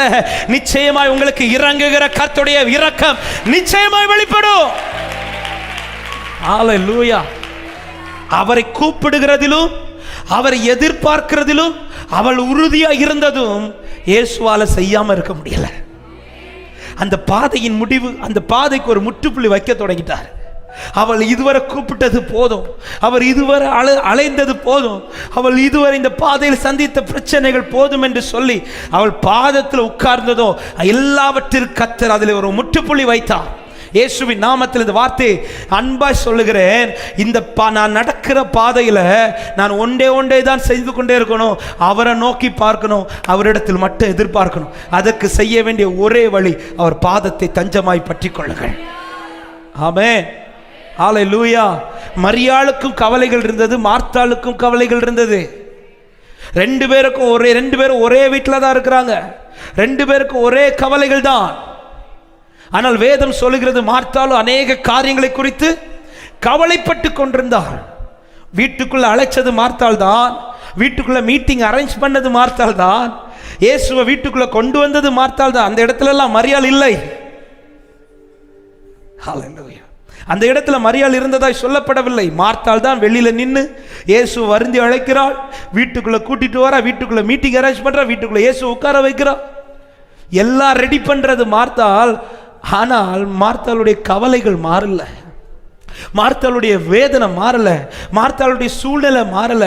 அதே வீட்டில் மரியாள் இருக்கிற, மரியாள் வெளியில போய் கூப்பிடல, உண்மைதான். மரியாள் எதையுமே அரேஞ்ச் பண்ணல, உண்மைதான்.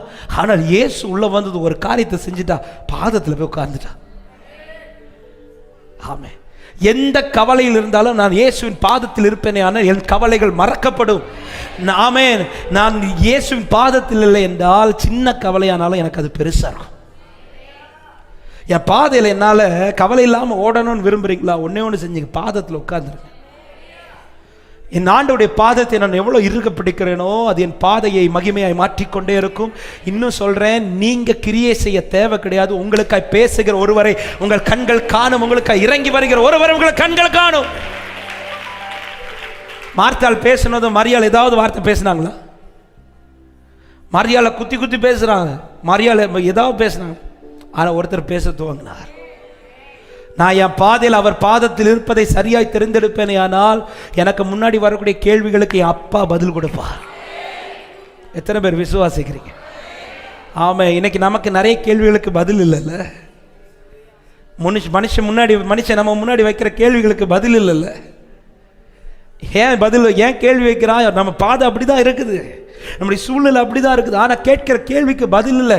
பதில் இல்லைன்னு கலங்காதீங்க, பாதத்தில் உட்காருங்க. பதில் கொடுக்கிற பரலோக தேவன் உங்களுக்கு இறங்கி பதில் கொடுப்பார். ஆமென். அதுதான் ஆராதனை நேரத்தில் சொன்ன வார்த்தை. நான் உனக்காக நான் எதிரியை எதிரிட்டு உனக்கு நான் சகாயம் பண்ணுவேன். என் பாதையில் அவர் பாதத்தை நான் தஞ்சமாய் பற்றி கொள்வதுதான் என் வாழ்க்கையிலே பலனாய் மாறிக்கொண்டே இருக்கும். ஹல்லேலூயா. யார் பாதத்தை அதிகமாக பிடிக்கிறாங்க? இந்த ஸ்திரீயை பாருங்க. சீஷர்கள் யாரையுமே பார்க்கல. அவர் பேசுகிற வார்த்தையெல்லாம் உண்மையிலே ரொம்ப கொஞ்சம் ஹாஷாக இருந்த மாதிரி தான் இருக்கும் இல்லை? ஆண்டவர் சொல்கிற வார்த்தையில் அப்பத்தை எடுத்து நாய்களுக்கு இப்படியெல்லாம் ஒரு பாஸ்டர் உங்கள்கிட்ட சொன்னால் நீங்கள் என்ன செய்வீங்க? அப்படி எங்களை பிச்சையே நாய்க்கே போட்டுருவீங்க. அங்கே பேசுகிற வார்த்தையெல்லாம் ஆண்டவர் என்ன வேணாலும் சொல்லுங்க, ஆண்டவரே என்ன நாயின்னு சொல்லுங்க, பன்னின்னு சொல்லுங்க, என்ன வேணாலும் சொல்லுங்க, எனக்கு உங்களை விட்டா வேற வழி இல்லை ஆண்டவரே. எனக்கு நீங்க தான் இந்த பாதையின் முடிவே, எனக்கு நீங்க தான் எல்லாமே ஆண்டவரே. நீங்க சிந்த விடுற அந்த கொஞ்சம் இருக்கு, அது போதும் எனக்கு. ஆண்டவர் சொல்றேன், விசுவாசத்தை பாருங்கப்பா. ஹல்லேலூயா. விசுவாசத்தை பாருங்க. ஆமென். சீஷர்கள் ரெக்கமெண்ட் பண்ணி கிடைக்காத மகிமை பாதத்தில் அமர்ந்த போது கிடைத்தது. ஆமென். நம்ம பல பேர்கிட்ட ரெக்கமெண்ட் பண்ணுறதுக்கு ஜெப குறிப்பு எழுதி விடுறோம், ஆனால் நம்ம பாதத்தில் உட்கார நீங்கள் பலருக்கு ரெக்கமெண்ட் எழுதி கொடுத்தீங்கள, ரெக்கமெண்ட் பண்ணுங்கன்னு. ஏன் இன்னைக்கு பதில் வரலன்னா நம்ம பாதத்தில் உட்காரல. நீங்கள் பாதத்தில் உட்கார்ந்து பாருங்க, அவங்க ரெக்கமெண்ட் பண்ண தேவையே கிடையாது. பரலோக தகப்பன் உங்களுக்காக இறங்கி கிரியை செய்வான். ஹல்லேலூயா, ஹல்லேலூயா. பாதத்தை பிடித்து கொள்ளுங்க. அப்பா பாதத்தை பிடிச்ச ஒருத்தரையும் இதுவரை வெட்கப்பட்டு போக அப்பா விடலை. 3 நாள் பாதத்தில் அமர்ந்திருந்தவர்களே பெருமையாக அனுப்பாத தேவன் என் பாதையில் கடைசி வரை அவர் பாதத்தை பிடித்து கொள்வேனே. ஆனால் என் தகப்பன் எப்படி என்னை விட்டு விடுவார்? எப்படி என்னை அவர் விட்டு விடுவார்? எத்தனை பேர் விசுவாசிக்கிறீங்க? இயேசுவை நம்புவே நாளெல்லாம் நான் பின்பற்றுவே, என்னை அவரிடம் ஒப்படைத்தே வெட்கப்பட்டு போக மாட்டேன். சொல்ல, இயேசுவை நம்புவே நாளெல்லாம் நான் பின்பற்றுவே. ஆமென். என்னை அவரிடம் ஒப்படைத்தே வெட்கப்பட்டு போக மாட்டேன். பாதையில் அவரை கூப்பிடுவதிலும் அவரை எதிர்பார்ப்பதிலும் மிகவும் ஜாக்கிரதையா இருங்கள். ஆமென். என் நாட்கள் இந்த பாதைக்கு ஒரு முடிவு சீக்கிரம் வரணும்னா எவ்வளவு ஒரு பாதத்தை பிடிக்கிறேன், அதுதான் ரிசல்ட். ஹல்லேலூயா. ஆமென். அவர் பாதத்தில் வந்து பணிந்தாள் அவள். உடனே அதன் பிறகு ஆண்டவருக்கு போக முடியல, ஆண்டவருக்கு செய்யாமல் இருக்க முடியல. உடனே அவளுக்காய் கிரியை செய்ய துவங்கின தேவன் நிச்சயம் உங்களுக்காய் செய்ய அவர் போதுமானவராக இருக்கிறார். ஆமென். அவரை கூப்பிடுவதில் அவரை எதிர்பார்ப்பதில் அவன் ஜாக்கிரதையா இருங்கள். நேரம் போகிறபடி நான் 2 காரியங்களை வேகமாக சொல்லி நான் ஜெபிக்கிறேன். 3வது, பாதையில் உங்களை விட்டு போகிற காரியங்களை குறித்து கலங்காதிருங்கள். நீங்க நடக்கிற பாதையில பல காரியத்தை நீங்கள் சந்திக்க வேண்டியது இருக்கும். அதுல முக்கியமான சில காரியத்தில் ஒன்றுதான், சில மனிதர்கள் உங்களை விட்டு போவாங்க, சில நன்மைகள் உங்களை கைவிட்டு போகும். மனிதர்கள் உங்களை விட்டு போனாலும் கலங்காதீங்க, சில நன்மைகள் உங்களை கைவிட்டு போனாலும் கலங்காதீங்க. நடத்துகிற கத்தர் கூட இருப்பார்னா இவை எல்லாவற்றையும் மாற்ற கத்தர் உங்களுக்காக கிரியை செய்வார். தாவீது இதை தன் வாழ்க்கையில் அதிகமாய் அனுபவித்தவன் தான் தாவீது. நம்ம கூட இருக்கிற மனுஷர்கள் ரெண்டு கூட்டத்தார் இருப்பாங்க. ஒன்று நம்மை அதிகம் நேசிக்கிறவர்களும் நம்முடைய நன்மையை வாஞ்சிக்கிறவர்களும்.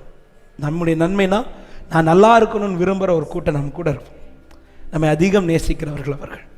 தாவீதுக்கு அப்படி ஒருவன் இருந்தால் அவர் தான் யோனத்தான். ஆமாம், 1 சாமுவேல் 20வது அதிகாரத்தில் நீங்கள் படிச்சிங்கன்னா தெரியும், யோனத்தான் தாவீதுக்காக செய்த காரியங்கள், தாவீதுக்காக அவன் சொன்ன வார்த்தைகள் எல்லாம் பயங்கரமாக இருக்கும். நான் இருக்கிறேன்ப்பா, நான் அவனை ரொம்ப நேசிக்கிறேன், அவன் அதிகமாக நேசித்தவன் யோனத்தான் இருக்கிறான். ஆனால் ஒரு காரியத்தை நமக்கு பார்த்தால் தெரியும், அந்த யோனத்தானால தாவீதுடைய கடைசி வரை கூட இருக்க முடியவில்லை. யோனத்தானால தாவீதுடைய தாவீதுடைய பாதையிலே கடைசி வரை கூட இருக்க முடியவில்லை. கொஞ்ச நேரத்திலேயே தாவீதை விட்டு விலக வேண்டிய சூழ்நிலை. இது யோனத்தான் தப்பு செஞ்சதுனாலேயோ அல்லது யோனத்தான் வெறுத்ததுனாலேயோ அல்லது யோனத்தான் உதவி செய்யக்கூடாது என்கிறதுனாலேயோ கிடையாது. யோனத்தானால உதவ முடியாது. நம்முடைய வாழ்க்கையிலும் சில மனிதர்கள் அப்படித்தான் இருப்பார்கள். நம்மை அதிகம் நேசிப்பார்கள், நம்மிடத்தில் நம்ம நல்லா இருக்கணும்னு வாஞ்சிப்பாங்க, நம்மிடத்தில் நன்மை எதிர்பார்க்கிறவர்கள், நன்மையை வாஞ்சிக்கிறவர்கள், இவங்க நல்லா இருக்கணும், இவங்களுக்காக ஏதாவது செய்யணும், இப்படி அநேகர் நமக்கு உதவும்படியாய் நம்மோடு கூட இருக்கிறவர்கள் உண்டு.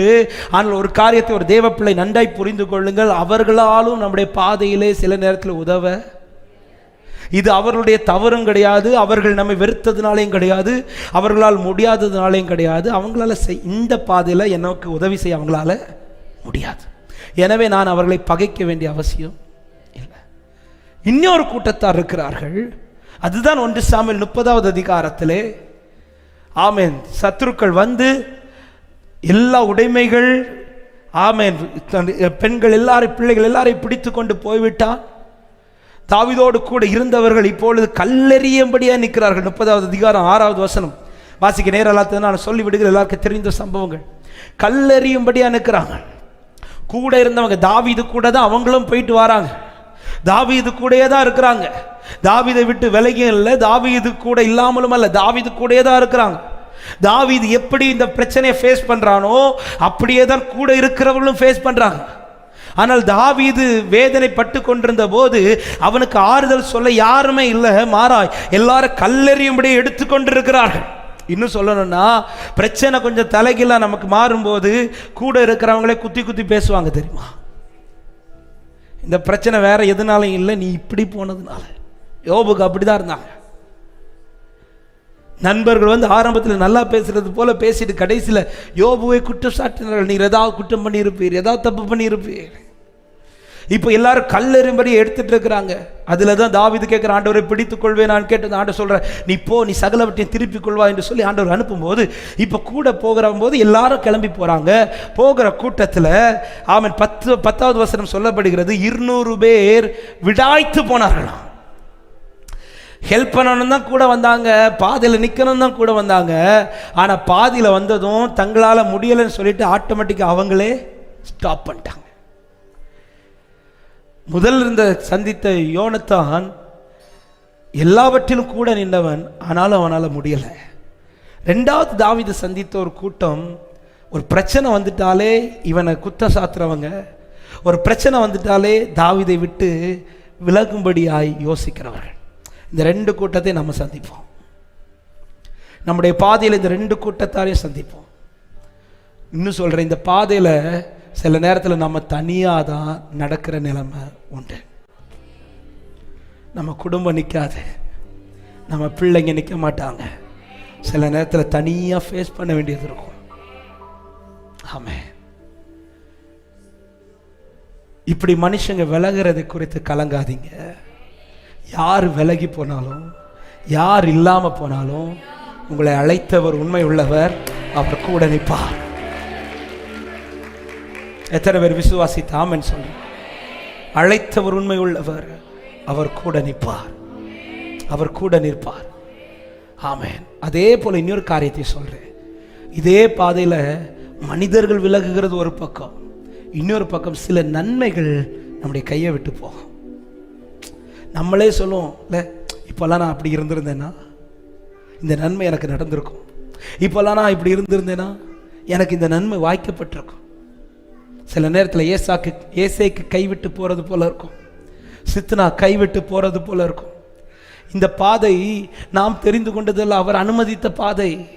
அவர் அனுமதிக்கிற பாதையில் நன்மையும் கிருபை என்னை தொடரும் என்று பார்த்தால் சில நேரத்தில் நன்மை என்னை விட்டு கைவிட்டு போகிறது போல இருக்கும்.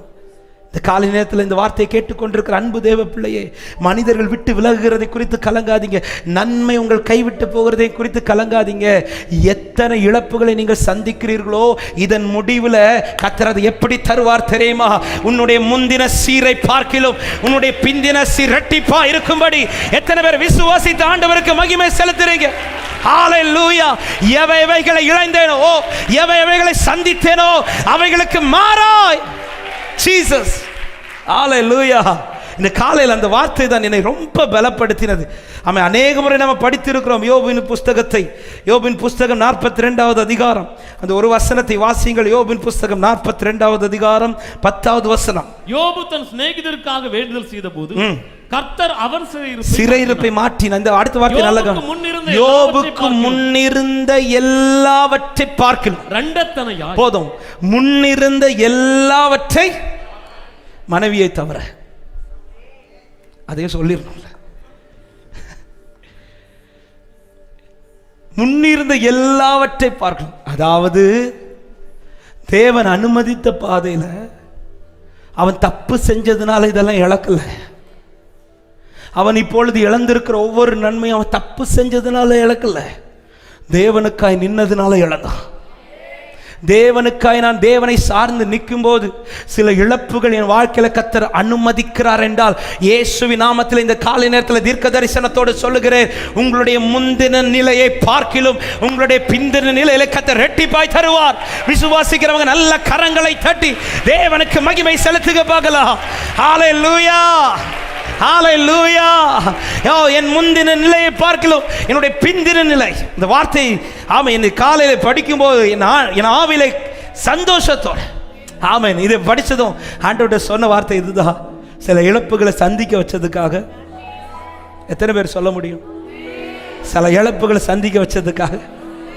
ஆமாம், அவங்களுக்கு நன்மை நடந்துச்சு, ஆனால் எனக்கு கையெட்டுறது போல வந்துச்சு, காணாம போயிட்டு, அதுக்காக ஏன்னா அதை விட மகிமையா கர்த்தர் எனக்கு செய்ய போறா, அதை விட மேன்மையா கர்த்தர் எனக்கு செய்ய போறா. கர்த்தர் அனுமதித்த பாதைகளுக்காய் ஸ்தோத்திரம் என்று சொல்லுகிறவர்கள், அனுமதித்ததெல்லாம் நன்மைக்காக, நடத்திடும் பாதைகளும் நன்மைக்காக, ஓ அனுமதித்ததெல்லாம் நன்மைக்காக, சொல்லுங்க, நடத்திடும் பாதைகளும் நன்மைக்காக, அதினதின் காலத்தில் நேர்த்தியாய் செம்மையாய் எனக்கானையாகும் செய்து முடிப்பே. அதினதின் காலத்தில் நேர்த்தியாய் செம்மையாய் எனக்கானையாகும் செய்து முடிப்பே. உங்க கைகள் குறுகவில்லை, உம்மால் கூடாது எதுவும் இல்லை. ஆமென். உங்க கைகள் குறுகவில்லை இயேசுவே, எதுவும் இல்லை.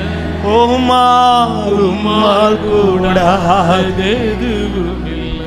சொல்லுங்க, இயேசுவால் கூடாது எதுவும் இல்லை. அவர் அறியாமல் ஒன்றும் நீங்கள் இழக்கவில்லை. அவர் சிலவைகள் இழக்க பண்ணியிருக்கிறார் என்றால் இதை விட மகிமையானது ஒன்றை கர்த்தர் உங்களுக்கு ஆயத்தம் பண்ணியிருக்கிறார். அவன் ஏசேக்கு போயிட்டு கலங்காதீங்க, சித்தனா போயிட்டு கலங்காதீங்க. இது முடிவு அல்ல, இனியொரு முடிவு இருக்கு. என்ன முடிவு தெரியுமா? நான் பலுகி பெருகும்படி கர்த்தர் எனக்கென்று இடத்தை உண்டு பண்ணினா, அதுதான் ரெகோபோத். விசுவாசிக்கிறவங்க அந்த கரங்களை தட்டி தேவனுக்கு மகிமையாய் Jesus. Hallelujah. Hallelujah. ஆமென். கர்த்தர் அனுமதிக்கிற பாதைகளுக்கு நன்றி செலுத்தி கொண்டே இருங்க. சிலர் உங்களை விட்டு போகிறதற்காய் நன்றி செலுத்துங்க. ஏன் சில மனுஷர்கள் உங்க கூட இல்லாமல் வைக்கிறார்னாலே அவர் விரும்புறது உங்க வாழ்க்கையில் செய்யப்படுகிறதற்கான மகிமை அவருக்கு மட்டும் போய் சேரணுங்கிறது. ஆமே. நாளைக்கு யாரை சொல்லக்கூடாது, இருந்தாலும் நான் உங்க கூட இருந்ததுனால தான் இப்படி சொல்லக்கூடாதுங்கிறதுக்காக நம்ம சொல்ல மாட்டோம், ஆனால் கூட இருக்கிறவங்க சொல்லுவாங்க. இது நமக்கு தெரியாது, அவருக்கு நல்லா, ஏன்னா முடிவு தான் அவருக்கு தெரியுமே. முடிவு வரும்போது என் பிள்ளை இப்படி இருப்பா, என் மகன் இப்படி இருப்பா, என் மகன் இப்படி இருப்பான், இந்த குடும்பம் இப்படி இருக்கும். இப்படி இருக்கும்போது அவங்க வந்து சொல்லக்கூடாது, இருந்தாலும் அவங்க கஷ்டப்படும் போது நான் அவங்களுக்கு துணையா, எனக்கு துணையா ஒருத்தர் மட்டும்தான் நின்னாரு. அவர் தான் அன்னைக்கு நின்னாரு, இன்னைக்கு நிற்கிறாரு, எப்பவுமே நிற்பாரு. விசுவாசிக்கிறவங்க கரத்தை உயர்த்தி ஆமே. ஹல்லேலூயா. எனவே மனுஷன் எவ்வளோ விலகுறானோ ஸ்தோத்திரம் பண்ணிட்டே இருங்க. ரொம்ப நெருங்கி வந்தாதான் பிரச்சனை, நெருங்காமல் இருக்கிறதற்காக ஸ்தோத்திரம். ஹல்லேலூயா. அதுக்காக இருக்கிறவங்கள்ட்ட போய் விலகுங்கன்னு சொல்லாதீங்க. ஆமாம், விளக்க வேண்டிய நேரத்தில் அவரே விளக்குவார். ஹல்லேலூயா. இருக்கிறவங்களுக்காக ஸ்தோத்திரம் பண்ணுங்க, இல்லாதவங்களுக்காக ஸ்தோத்திரம் பண்ணுங்க.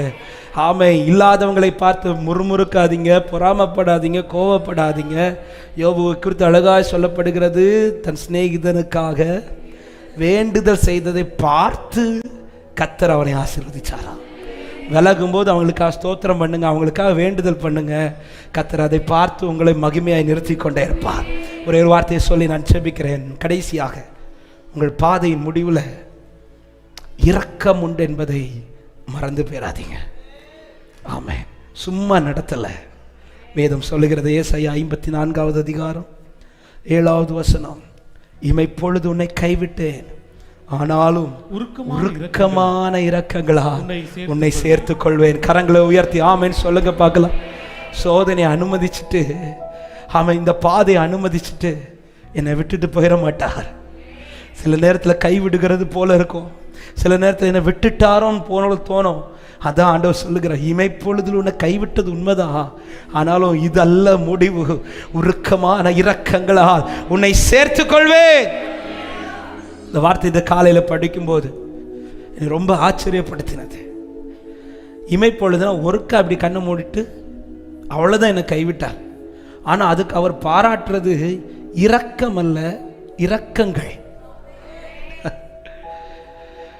இரக்கம் அல்ல, இமைப்பொழுதில் உன்னை கைவிட்டேன், ஆனாலும் உருக்கமான இரக்கத்தால் உன்னை சேர்த்துக்கொள்ள முடிச்சிருக்க வேண்டியது. அதில் அவர் எப்படி காட்டுறாருன்னா, ஆண்டவர் இரக்கங்களை காட்டுறார். அவருடைய கோபமோ ஒரு நிமிஷம், அவர் தயவோ நீடிய பொறுமை.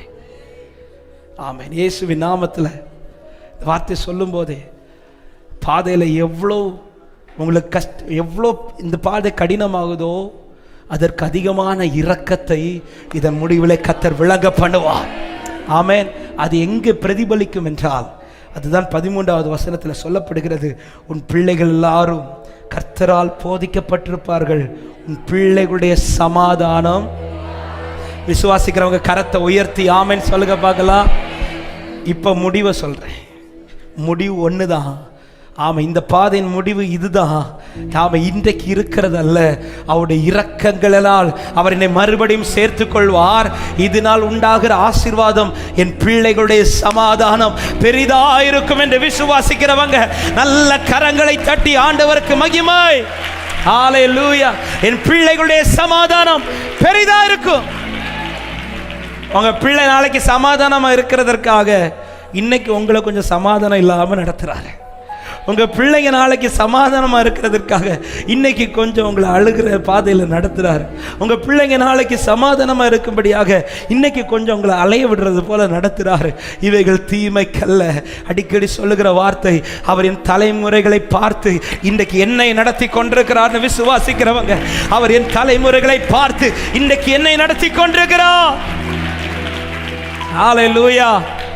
எத்தனை பெற்றோர் வாஞ்சிக்கிறீங்க, என் தலைமுறை நல்லா இருக்கணும், என் தலைமுறை சமாதானமா இருக்கும்.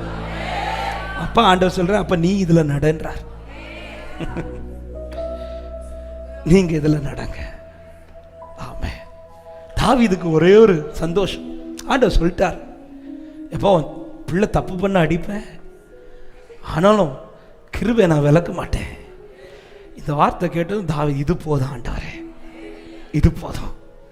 ஏன்னா நான் என்ன நீங்கள் ஓட வச்சிங்க, என்ன அலைய வச்சிங்க, ஆமாம் என்ன ரொம்ப ஆமாம் அங்கிங்குமா போக வச்சிங்க, ஆனால் என் பிள்ளைங்க நல்லா இருப்பாங்கண்ணா, நான் எவ்வளோ ஓடினாலும் பரவாயில்ல ஆண்டவரே, நான் எவ்வளோ நடந்தாலும் பரவாயில்லப்பா, இதோடைய பலன் இதோடைய பிரதிபலன் என் பிள்ளைகளுடைய வாழ்க்கையில காணப்படுவீரானா, எனக்கு அது போதும். விசுவாசிக்கிறவங்க நல்ல கரங்களை தட்டி ஹல்லேலூயா ஹல்லேலூயா ஹல்லேலூயா. உன் பிள்ளைகளுடைய சமாதானம் பெரிதா இருக்கும். ஆமென்.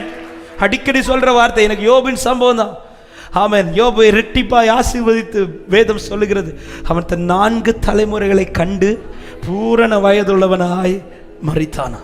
ஆமென். அந்த 4 தலைமுறையில் யோபுக்கு வந்தது போல ஒரு சோதனை வர கர்த்தர் விடலை. ஏன்னா யோபு நடந்துட்டான், யோபு இதை சந்திச்சிட்டான். ஆமாம், யோபு இதை பார்த்துட்டான், யோபு இதை ஜெயிச்சிட்டான், யோபு இதில் நின்றுட்டான். இதனுடைய பலனை தலைமுறைகளை நான் காண பண்ணுவேன். ஆமாம், இந்த வார்த்தையை பல முறை தலைமுறைகளை குறித்து கர்த்தர் இந்த இடத்துல பேசியிருந்தாலும் இன்றைக்கு மறுபடியும் உறுதிப்படுத்தி பேசுகிறார். நீங்கள் நடந்து வருகிற ஒரு பாதையும் வீண் கிடையாது. நாளை உன் தலைமுறை சமாதானமாயிருக்கும். விசுவாசிக்கிறவங்க நல்ல கைகளை தட்டி ஆமென். அப்படியே தேவ சமூகத்தில் எழுப்பி நிற்கலாமா? கண்களை மூடி தலைகளை தாழ்த்தி எல்லாரும் தேவ சமூகத்தில் எழுப்பி நின்று, சும்மா அவர் நடத்தல, என் தேவன் வெறுமையா அவங்கள நடத்தல. இன்னைக்கு உங்களை கரம் பிடிச்சு தாங்கிறது ஒரே காரியத்துக்காக. இது முடிவு கிடையாது.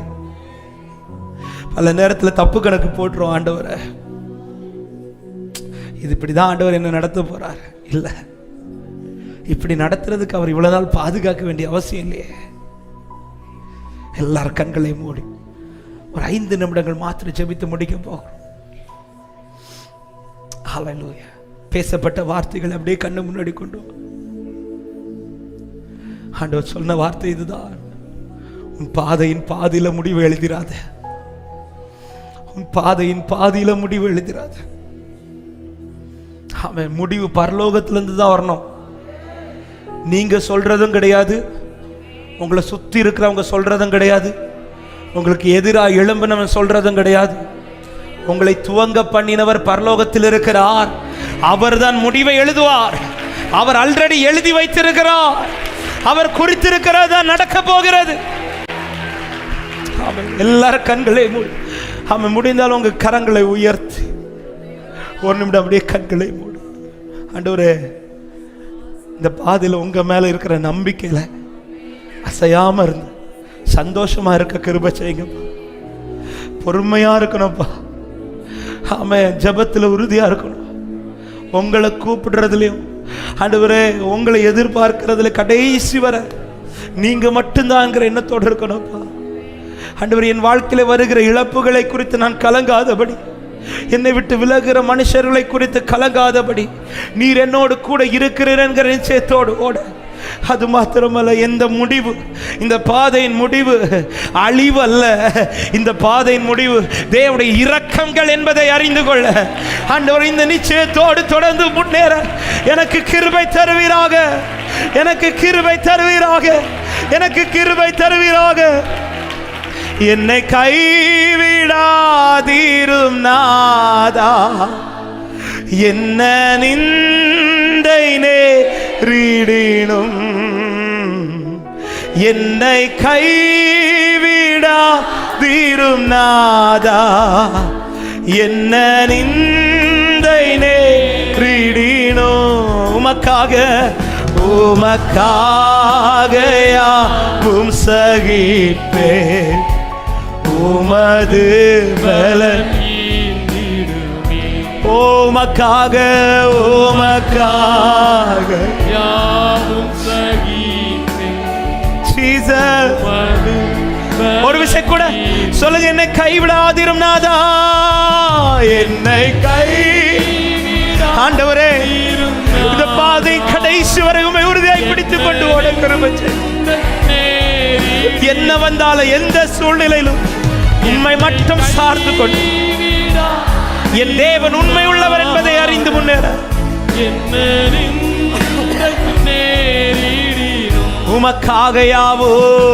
உமக்காக யாவும் சகிப்பே உமது பல நீந்திடும் உமக்காக யாவும் சகிப்பே உமது சொல்லுங்க உம்மை ஊக்கமாய் நோக்கி பார்த்தே உம்மை ஊக்கமாய் நோக்கி பார்த்தே உண்மையாய் வெட்கமடையே உம்மை ஊக்கமாய் நோக்கி பார்த்தே இயேசுவே வெட்கமடையே தமது முக பிரகாசம் தமது முக பிரகாசம் தினமும் என்னில் வீசிடுமே தமது முக பிரகாசம் தினமும் என்னில் வீசி சொல்லுங்க நம்புவேன் இயேசுவை நம்புவேன் இயேசுவை நம்புவே இயேசுவை நம்புவே இயேசுவை ஒரே ஒரு வார்த்தை என் கூட சேர்ந்து நம்பிக்கையோட ஆமென் என் பாதையெல்லாம் அந்தகாரம் சூழ்ந்தாலோ என் பாதையெல்லாம் அந்தகாரம் சூழ்ந்தாலும் வாழ்க்கை முடிந்தது மறுவாழ்வு இல்லை என்றாலும் என் பாதையெல்லாம் அந்தகாரம் சூழ்ந்தாலும் வாழ்க்கை முடிந்தது மறுவாழ்வு இல்லை என்னை தேற்றுவதற்கு யாரும் இல்லை என்னை தேற்றுவதற்கு யாரும் இல்லை என்றால் சொல்லுங்க நம்புவேன் நம்புவேன் என் இயேசு ஒருவரை ஆமென் என்னை தேற்றுவதற்கு யாரும் இல்லை என்றாலோ நம்புவேன் என் இயேசு சபை சத்து உயர்த்தி நம்புவேன் என் இயேசு ஒருவரை நான் நம்புவேன் என் இயேசு ஒருவரை என்ன வந்தாலும் எந்த சூழ்நிலையிலும் கடைசி வரை உம்மையே நம்பி முன்னேற கிருபை கொடுப்பீராக பாதையில் உம்மை மாத்திரம் பற்றி கொண்டு தொடர்ந்து முன்னேற கிருபை செய் ஒரு விசை கூட நம்புவேன் இயேசு ஒருவரை நம்புவேன் என் இயேசு தாக்கியோப்பா பிரசனத்திற்காக ஸ்தோத்திரம் நீர் பேசின வார்த்தைகளுக்காய் ஸ்தோத்திரம் தைரியத்தோடு முன்னேற தைரியத்தோடு நடக்க கர்த்தர் கிருபை கொடுப்பீராக இது முடிவல்ல எங்களுக்காய் ஒரு முடிவு உண்டு அது மகிமையாய் இருக்கும் அது மகிமையாய் மாறும் விசுவாசிக்கிறவங்க நல்ல கரங்களை தட்டி கர்த்தர் என்னோடு பேசினார் என்று நம்புகிறவர்கள் முழு பலத்தோடு கரங்களை தட்டி ஹல்லேலூயா நாளைக்கு தலைமுறை சமாதானத்தை அனுபவிக்கும் நாளைக்கு தலைமுறை சமாதானத்தை அனுபவிக்கும் இயேசுவின் நாமத்திலே இந்த வார்த்தை அப்படியே நிறைவேறுவதாக நீ சுமந்த நிந்தனைகள் அல்ல நீங்கள் சுமந்த அவமானங்கள் அல்ல நீங்கள் சுமந்த இக்கட்டுகள் அல்ல தலைமுறை நிற்கும் ஹல்லேலூயா என் தகப்பனுக்கு என் தாய்க்கு என் தேவன் வாக்கினால் சொன்னதை எங்களுக்கு கரத்தினால் செய்து முடித்தார் அப்படி உங்கள் பிள்ளைகள் சொல்லுவார்களாக என் தேவன் அல்லவர் கர்த்தர் ஆசீர்வதிங்க பலப்படுத்து பாதையில் கடைசி வரை உறுதியை பிடித்துக் கொள்ள கிருபை செய்வீராக